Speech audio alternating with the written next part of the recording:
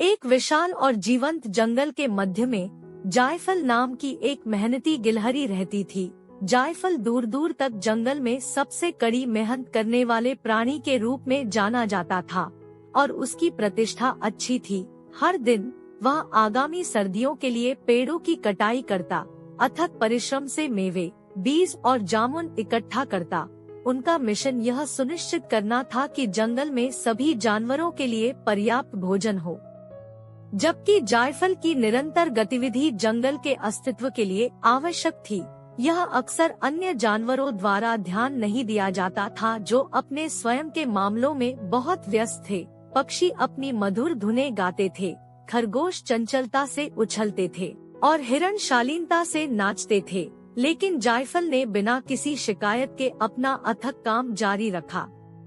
एक दिन जंगल में एक कड़ाके की सर्दी का तूफान आया, जिसने जमीन को बर्फ की मोटी चादर से ढक दिया। पेड़ नंगे खड़े थे और बहुत से जीव जंतु खुद को भूखा और ठंडा महसूस कर रहे थे। पक्षियों के गीत मातमी चहचहाहट में बदल गए और खरगोश और हिरण ठंड में कांपने लगे। तभी जायफल के प्रयास स्पष्ट हो गए।